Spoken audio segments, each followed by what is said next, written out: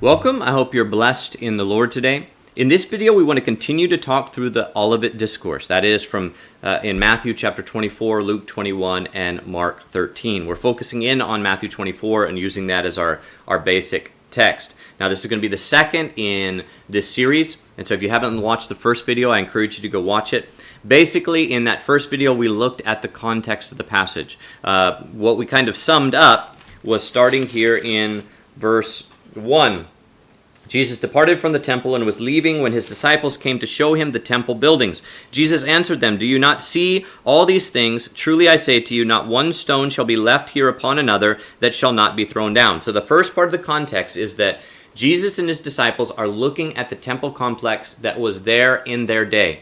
And Jesus gives a prophecy that these buildings are all going to be destroyed. They're all going to be torn down. The ones that you're looking at are going to be torn down. So in this discourse, Jesus is going to discuss the tearing down of that temple which they were seeing. Now we know from history that this happened in AD 70, so he's going to discuss some of the events related to that. But then they ask him a question in verse 3. As he sat on the Mount of Olives, the disciples came to him privately saying, "Tell us, when will these things be?" So what things? When will the destruction of the temple and the complex, when will this take place? We see, "Tell us, when will these things be, and what will be the sign of your coming and of the end of the age?" So they're not only asking about the destruction of the temple in AD 70, but they're also asking about the end of the world, the coming of Jesus Christ, the judgment from the dead, the rapture, the being caught up. They're asking about these things, and Jesus is also going to refer to these things. And so as we get into the passage, we're going to see we have to be careful which point he's talking about at which point. Sometimes it seems to overlap, and we need to be very careful at what we're looking at. Now, as we're going through this series, this talking through the Olivet Discourse is only the first God willing, is only the first part of our study. We're going to go through other passages that are related to the end times. And what we're trying to do is look at each passage in context and come to a conclusion about what it is teaching us. We don't want to just jump too quickly to building a big theological system about the end times. We want to look at each passage and try to get what it's telling us. What we really want to do is use this as an example of how we study the Scripture, in context, and then how we connect it systematically with other parts of the Scripture, that we cautiously and in the fear of the Lord, we connect things that should be connected. So let's go ahead and jump here into the passage, and today we're going to be looking at verses 4 through 14 in Matthew chapter 24. What question is he referring to, or what topic is he thinking about? Is he talking about the destruction of Jerusalem in 70 AD, or is he talking about the second coming, the end of the age? I think if we look in verse 13, so this section, verse 4 through 14, if we look in verse 13, "And this gospel of the kingdom will be preached throughout all the world as a testimony to all nations, and then the end will come." So I think we can assume that verse 4 through 14, Jesus is talking about the end of the world. He's talking about the end of the age. He's talking about his second coming. And so he mentions this at the end, kind of wrapping it up as a bookends to what he's discussing in these few verses here. So that's what's under discussion. So I do not assume he's going to be saying anything about 70 AD or, only about that time period, that generation that they were living in. But I assume that he's going to be talking about the age leading up to the coming of Jesus Christ because of what he says in verse 13 and 14. But also, as we look into it, we will see this, starting in verse 4.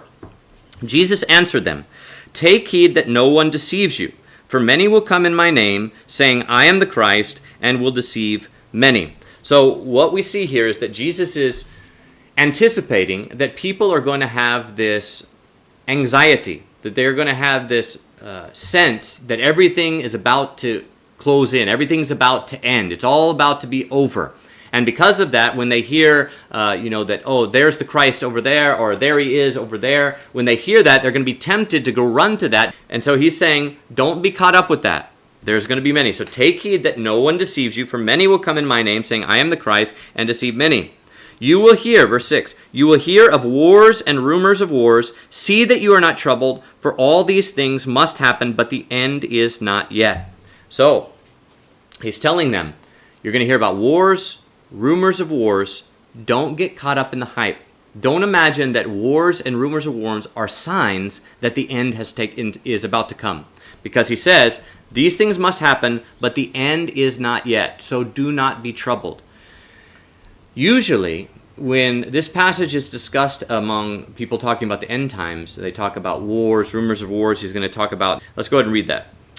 In verse 7, "For nation will rise against nation, kingdom against kingdom. There will be famines, epidemics, earthquakes in various places. All these things are the beginning of sorrows." So again, he's reiterating, just because you hear of wars and rumors of wars, that doesn't mean it's all about to take place. Just because you hear of various earthquakes, famines, and epidemics, all these things, nation rising against nation, that doesn't mean the end is at hand. So these are not actually signs that the end of the world is about to take place. They are something that is going to be normal in the age leading up to the second coming of Jesus Christ. They are not to alarm us. He says, do not be alarmed, do not be troubled, as though these are signs pointing to my immediate return, like I am about there, because you see there was a pandemic, and you see that now there's war in Europe, and you see these things taking place. Aha, these are signs. This is what's taken place throughout history. People misunderstanding this passage, in my view, they've misunderstood this passage, and every time there's wars and rumors of wars and all these things taking place, they're like, look, there's more earthquakes than there were 100 years ago. Oh, but there's more taking place, and that means it's getting faster, like birth pangs. It's coming more and more and more, and so the time is really leading up. It's about to be here. No, I think that these passages, what Jesus is trying to say is, don't get caught up in the hype. Don't think that these are signs telling you that the end of the world is at hand. Before he tells us what the sign is of his coming and of the end of the age, he tells us what the signs are not. And the signs are not wars, rumors of wars, nation rising against nation, kingdom against kingdom, famines, epidemics, earthquakes in various places. These are not signs of the end of the age. Okay, we need to get this in mind. Now, why would he give this warning? An illustration to describe this might be, imagine you live way out in the country somewhere, and you are telling somebody, look, okay, after you take a left at that gravel road, then you're going to go for a long way. And then you tell them, now, you're going to take the first right, okay? The first right-hand turn, you're going to take it. It's also going to be a gravel road. It's going to have a big sign. It's going to say, this is the way to Chris's house, turn here. I put that sign up. It's going to lead you right there, okay? But when you're driving, you're going to be going for so long on that gravel road that after a while you're going to start thinking, did I miss it? Did I miss the sign? Did I miss the turn? Because you're going so long. When you start to feel that way, do not worry. Don't worry that you've missed the sign. No, the sign is still far away from you. You still need to keep going forward. Everybody always feels like they missed it because the road is so long. And so this is what Jesus is telling us here. He's telling his disciples, he's saying, look, history is going to take place. Now, would they know how long this was going to be when Jesus was telling them this? No, they wouldn't know how long this was going to be, but he was giving them the impression that it was going to take time. It was not going to be something that was going to happen to them immediately. They were not waiting like at any moment. They said, wait a second, the end is not yet. When I see wars and rumors of wars, famines, earthquakes, all these things, wait a second, the end is not yet. Okay, so it was not an immediate thing for them. And we'll look at some other passages later that will help us to conclude that that is what he is saying right here. But for now, we'll just stop here with the fact that he says, the end is not yet, and these are the beginnings of sorrow. But then it goes on. Let's go to verse 9. Okay, verse 9 says, then they will hand you over and persecute you and will kill you, and you will be hated by all nations for my name's sake. For many will fall away and betray one another and hate one another, and many false prophets will arise and deceive many. Because iniquity will abound, the love of many will grow cold. Again, as we read through this, we should see that time is passing. And so when he's talking about this, the iniquity will abound, the love of many will grow cold. Well, it'll grow cold because time is passing. We'll see this later in some of his, some of the parables he uses in, for example, at the end of 24, in verse 47, he's giving a parable. He says, truly I say to you that he will make him ruler of all goods. But if that servant says in his heart, my master delays his coming, and begins to strike his fellow servants and eat and drink with the drunkards, that master of that servant will come on a day when he does not look for him, in an hour when he is not aware, and will cut him in pieces and appoint him a portion with the hypocrites, where there shall be weeping and gnashing of teeth. Right here, when it says that the love of many, verse 10, then many will fall away and betray one another, hate one another, and many false prophets will arise and deceive many. Because the iniquity will abound, the love of many will grow cold. Okay, but he who endures to the end shall be saved. It's something you've got to go through. There's going to be a time to pass. Now, usually we don't have this view. Usually when we think of these passages, we don't have this view because we've been trained to think that it's just talking about a 7-year period or something like that, or a last generation or something. But remember, Jesus is talking to his disciples, and he's telling them that they are going to have to go. They're going to have to endure. Okay? And then we know that after them, generation after generation after generation has gone to endure this. So looking back in hindsight, we're able to see when he was speaking to them, he knew that it was going to be at least 2,000 years before this took place. He knew that his coming and the end of the age was still a long time coming. And so even though they might not have understood exactly how long he was talking about, he did. And the way he expressed himself fits well with what we've seen over the last 2,000 years. But he who endures to the end shall be saved. Verse 14, and this gospel of the kingdom will be preached throughout the world as a testimony to all nations, and then the end will come. So here again we see that this is talking about the Great Commission going out throughout all nations. But what I want us to note about this passage is not so much that, trying to figure out exactly when is it going to be fulfilled. When is it that all nations have had a testimony given to them? Is it when every last person hears the gospel, or when every nation state hears it, or when every ethnic group hears it? How do we define an ethnic group? You can define it in many different ways and split the languages up. So this is not a passage telling us exactly. We know that once that last person hears the gospel, then we know the end has come. Instead, what we see is that what is going to be taking place in this time of history is that the gospel is going to be spreading. It's not so much a sign to tell us when the end is going to take place, as much as it is to say the characteristic of the age that we're living in. So what's the characteristic of the age that we've been living in for 2,000 years? There's been wars, rumors of wars, nation rising against nation, kingdom against kingdom, famines, epidemics, earthquakes in various places. All these things have been taking place. Also, there's been people serving Christ, falling away, growing cold. There's been persecution here and there and everywhere. And then in verse 14, and this gospel of the kingdom will be preached throughout the whole world as a testimony to all nations, and then the end will come. So, and throughout this period of time, the last 2,000 years, the gospel is spreading. It's spreading from here to there and there to here. This gospel is being spread. If we flip over to Acts chapter 1, we can see this. Acts chapter 1, starting in verse 6. So when they came together, they asked him, Lord, will you at this time restore the kingdom to Israel? He said to them, it is not for you to know the times or dates which the Father has fixed by his own authority. So don't care about the times. Don't care about all that.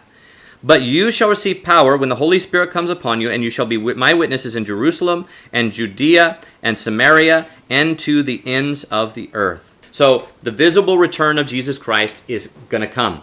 But until then, what are we going to do? Before he visibly returns in the clouds, what are we supposed to do? We're supposed to be preaching the gospel. But we will be persecuted everywhere we go. That all nations will be hated by all nations for his sake. What else will be taking place? There'll be wars and rumors of wars and all kinds of chaos going around the world. Okay, so as we go back to Matthew chapter 24, we see that this passage, verse 4 through 14, is describing the last 2,000 years of history.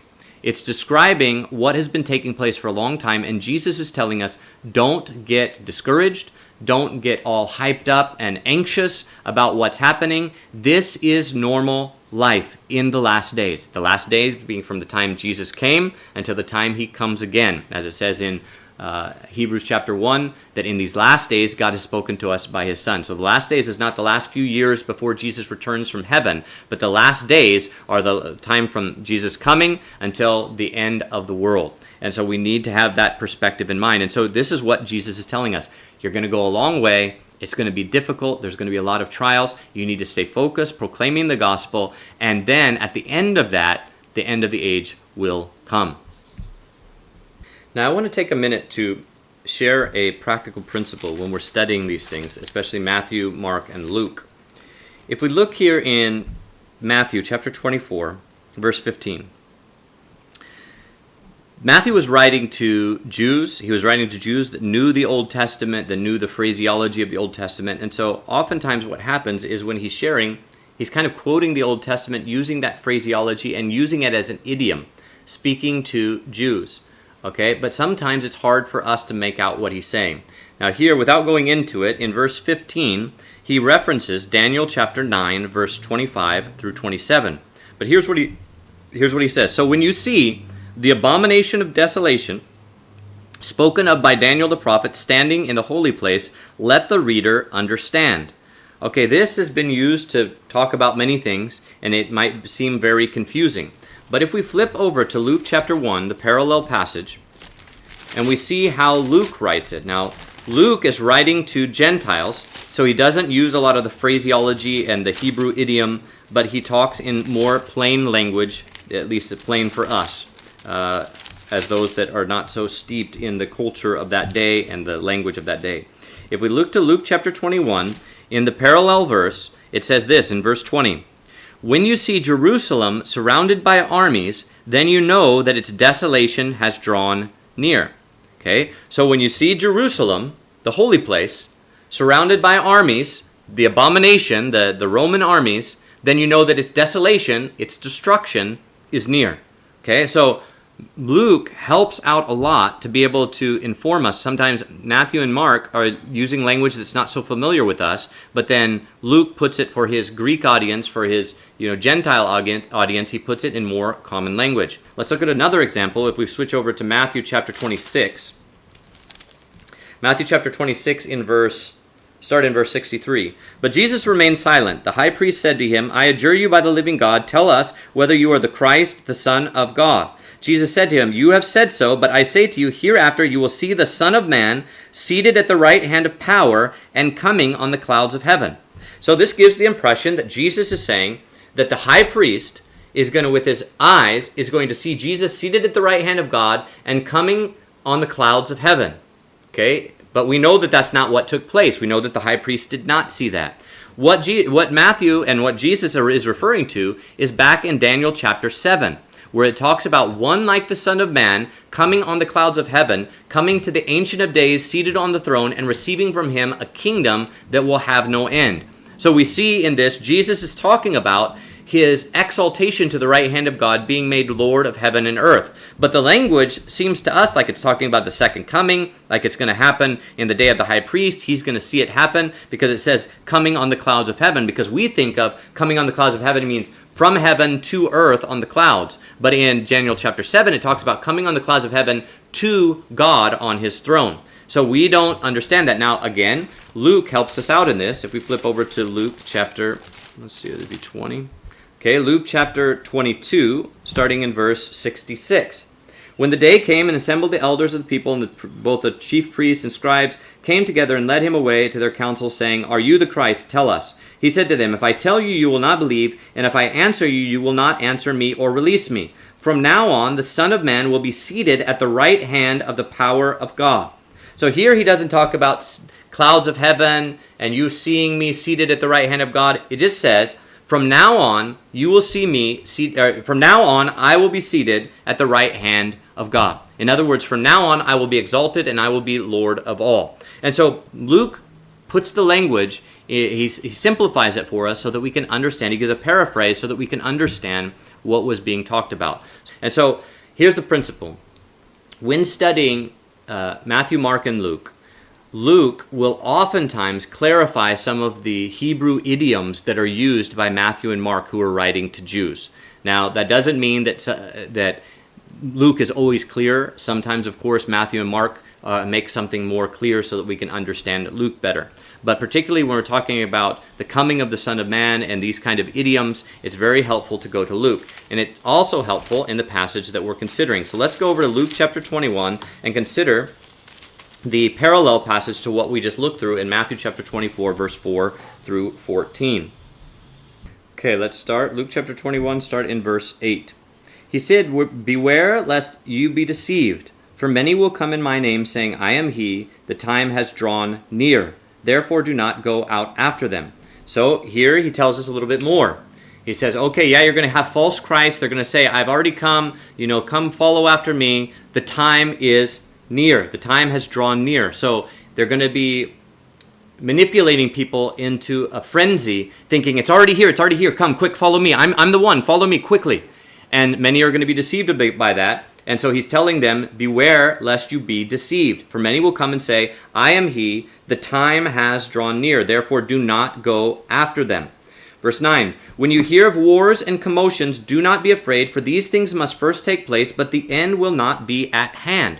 Now to be at hand means it's not ready to take place immediately. It's not time for that to happen. So when you hear of wars and commotions, that's wars and rumors of wars, don't be alarmed thinking that that is a sign that the end of the world is now at hand. That is not a sign that those things have taken place. So remember, he's talking about anti-signs, about things that are not signs of the end, things that should not alarm us and make us think the end of the world has come. Okay, verse 10. Then he said to them, nation will rise against nation and kingdom against kingdom. Again, this is kind of a long-term view of history. You know, studying history, you study war, then that war, then this kingdom, then that kingdom. That's what you say. So kingdom shall rise against kingdom, a nation against kingdom, a nation, or kingdom. Whatever I just said. Okay, verse 11. Great earthquakes will occur in various places. There will be famines and pestilence. There will be terrors and great signs from heaven. Okay, so there's going to be all kinds of natural phenomenon going on. There's going to be eclipses here. There's going to be hailstorms there. There's going to be a famine in this place. There's going to be all kinds of things taking place. Do not be alarmed. Don't think that this means the end is at hand. Okay? Verse 12. But before all these things, in other words, but first, before you even start hearing about wars and rumors of wars, the thing that's going to happen to you immediately, what's going to start happening to you, my disciples, after I die, after I rise again, what's immediately going to happen to you is that you are going to start suffering. You are going to start being persecuted. But before all these things, they will seize you and persecute you, delivering you up to the synagogues and prisons, and you will be brought before kings and governors for my name's sake. And so that's what happened. They started to be brought before the leaders of the Jewish nation, and then once the gospel spread out among Gentile nations, they were brought before Roman governors and different people. Verse 13, it will turn out as a testimony for you. So, just as he said that the gospel would spread to the end of the world, and then the end would come, that there would be a testimony for all nations, so this is how it takes place. Whenever they are persecuted, they're brought before the leaders of the government, and they are allowed to testify of the gospel. They're able to testify of the kingdom of Jesus Christ and his lordship before the Roman authorities and before all authorities throughout history. And this is the gospel being proclaimed into all nations as a testimony for them. So earlier when we read it, it just kind of seems like it's just a general idea that the gospel is going to spread. But here it's saying it's spreading in the midst of persecution and being brought before authorities, that is where the testimony takes place. Verse 14, therefore resolve in your heart beforehand not to practice your defense, for I will give you a mouth of wisdom which all your opponents will be able to neither refute nor resist. You will be betrayed by parents and brothers and relatives and friends, and they will put some of you to death. Now, here's an interesting verse, because when we read this and we think of the original context was Jesus speaking to his apostles on the Mount of Olivet. It says that they will put some of you to death.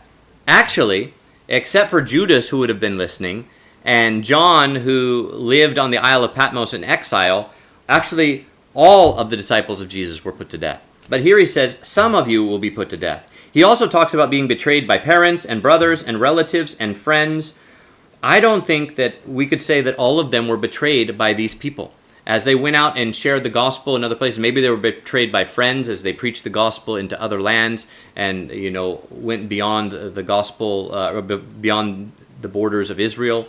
But I don't think that all of their brothers and parents and friends were betraying them. So what I'm getting at is that this is talking in general about the church. Because remember, when Matthew, Mark, and Luke are writing, John as well, when he's writing, they are talking about the original context that was spoken to the apostles, but they were also writing these things as letters or as writings to the church of Jesus Christ so that they could hear and be blessed by them. They could hear teaching, they could hear challenge, they could hear encouragement. And so when Luke is writing this, he's writing this not just with the original audience in mind, but also with his audience in mind. And so this is telling us that the church, you are going to go out and you're going to proclaim the gospel, and you're going to be persecuted, and you're going to be brought before governors and before kings as a testimony to them, and you're going to be betrayed by parents and friends, and some of you are going to be put to death. And so we need to understand the context of the people that were hearing it, not just not just the apostles that were hearing it from Jesus, but also the believers that were hearing it from Luke. So I hope that makes sense, that we need to read it kind of in those two contexts. Okay, verse 17. You will be hated by all men for my name's sake, but not a hair of your head shall perish. So again, we see that this is a global event, that the gospel is being spread to all nations, to all kings and all the people that are throughout the world, and that all nations, all men are hating the disciples of Jesus Christ. But then he finishes with verse 19. In your endurance, you will gain your souls. So you remember we read in Matthew chapter 24, it says, but he who endures to the end will be saved. Okay, now saved there is not just talking about staying alive to the end of a tribulation period. It's talking about saving your souls. In other words, that if we endure to the end of the world, or we endure to the end of our own lives, if we endure in faith, then we will we will gain our souls. Throughout the years, I've always heard when people are talking about the end times and the coming of Christ, they're like, look what's going on in the world. There's wars and rumors of wars and famines and earthquakes, and they talk about how things are getting worse and all these things, and they point to those as signs that the end of the world is at hand. When we look at this passage clearly, though, Jesus seems to be saying just the opposite. He seems to be saying, look, don't use these as signs pointing to the end. They are not signs of the ends of the age. And he's telling this so that we do not get confused by all the trouble and difficulty that's been happening throughout the last 2,000 years. Because now as we look back on it, we're able to say for sure things were not at hand. The end of the world was not at hand. Even though those false Christs in Luke chapter 21 were saying, look, come, I'm the Christ, the end is at hand. It was not at hand. And Jesus was trying to warn his disciples, and Matthew, Mark, and Luke were trying to warn their readers that things were still going to take place. Don't get caught up in the hype of everything that you see that's bad happening, thinking that means it's the end of the world. So what is the last days? Let's go ahead and turn our eyes to this. If we go to Hebrews chapter 1, as the last days, as I mentioned before, does not mean the last few years before Jesus comes back. The last days means from the time of Jesus' first coming until the time he comes back, sets up a millennial kingdom, and that is the last days. Because the last days is viewed from the Old Testament looking forward to the time of the Messiah. And the time of the Messiah has already come, but it hasn't come in its fullness until Jesus returns a second time. Let's go to Hebrews chapter 1. And we want to get this cleared away very clearly, that the last days is not the last few years of history, but it's the Messianic age. Verse 1, God, who at various times and in diverse ways spoke long ago to the fathers through the prophets, has in these last days spoken to us by his Son, whom he has appointed heir of all things, and through whom he made the world. In these last days he's spoken to us by his Son. When Hebrews was written, that was 2,000 years ago, when it was written, that was already the last days. If we look at Acts chapter 2. Acts chapter 2, on the day of Pentecost, whenever the Spirit of God came down, then Peter stood up to explain. Verse 14, but Peter, standing up with the 11, lifted up his voice and said, Men of Judea, and all who dwell in Jerusalem, let this be known to you, and listen to my words. For these are not drunk as you suppose, since it is the third hour of the day. But this is what was spoken by prophet Joel. In the last days it shall be, says God, that I will pour out my Spirit on all flesh. So he says, this is what was spoken of in the prophet Joel, that in the last days. So what was happening on the day of Pentecost was happening in the last days. It was fulfillment of prophecy. If we go to 1 Corinthians chapter 10. 1 Corinthians chapter 10, we read this. These statements and this perspective is actually littered throughout the New Testament, but a lot of times we miss it because of our paradigm.